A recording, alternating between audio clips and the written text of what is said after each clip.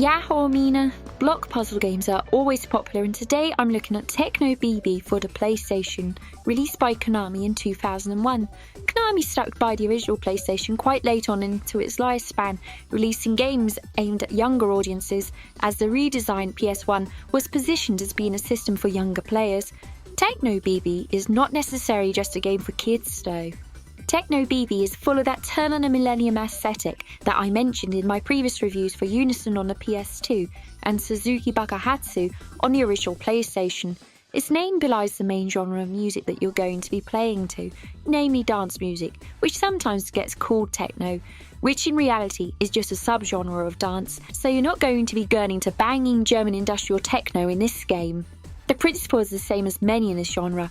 Match 4 blocks of the same colour or more horizontally or vertically to clear them. Clear enough of the blocks to move on to the next stage.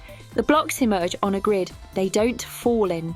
Blocks are manoeuvred into position by centering BB on a tile and either rotating the surrounding blocks clockwise or anti-clockwise around the pivot point that you're stood on. The block BB stands on doesn't rotate itself. This is an important thing to note, as it may be key to you shuffling a matching colour block into position.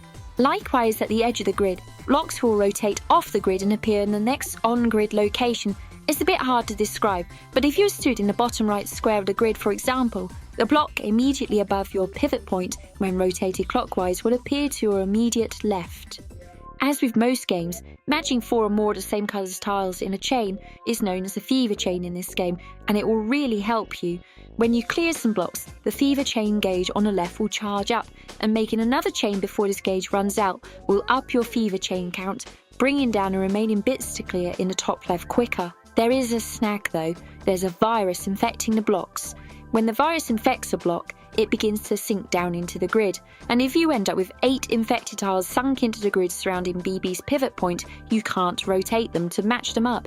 But if you manage to make a chain of at least 4 matching blocks, including infected ones, they will be cleared. So you want to stay on top of those infected blocks, otherwise you may end up stuck. Last, there are special white vaccine tiles with BB's face on them. Put 4 of these together horizontally or vertically and they will clear all the infected tiles as well as any tiles with adjacent tiles that are of the same colour. Though be warned, the virus can infect these vaccine tiles as well. The manual correctly suggests that the use of these vaccine tiles should be done wisely, as your main focus should be on creating fever chains. And that's basically Techno BB. There are a few different viewpoints to play from, but I found the default isometric one the best, and there are also 3 difficulty levels to clear in the main mode. There is also a quiz mode with set puzzles to solve, where you need to clear the blocks on screen in a set number of moves, and a timed mode which is basically a high score rush round, with no infected blocks to impede your game. At first, I found Techno BB fiendishly hard, and I'm usually good at block puzzle games, but that in a way is a good sign, as some of them can be complete pushovers if you're quick enough. Yoshi's Cookie on the Game Boy comes to mind there, so I knew I couldn't just brute my way through on speed alone. It was clear that when I got into the quiz mode and sat staring at the first puzzle on the second quiz round, that my brain was not fully yet engaged with how the blocks move relative to each other, when some blocks are in their fully infected state. So my recommendation to you is to play through quiz mode 1 and 2 to start with, and then give the main game a go. I've yet to clear the normal mode, but at least I have a challenge on my hands here.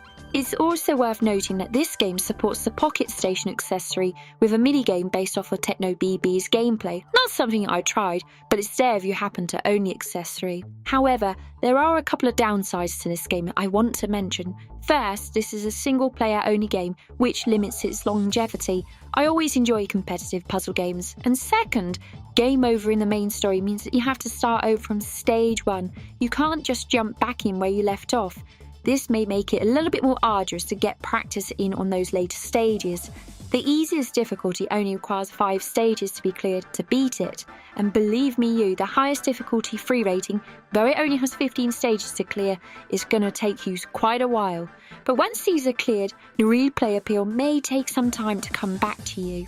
And that's all there is to Techno BB. I'd say that Psy or Devil Dice is a better game in a similar vein, but Techno BB is indeed quite an addictive way to while away the time, and easy enough to get the hang of, if quite difficult to master.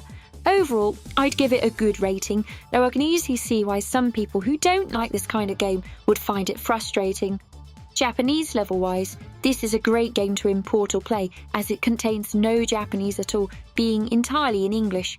It's not an overly expensive game to purchase either if you want the actual item, and definitely has that Turn of the Millennium charm to it, which some, like me, will find appealing.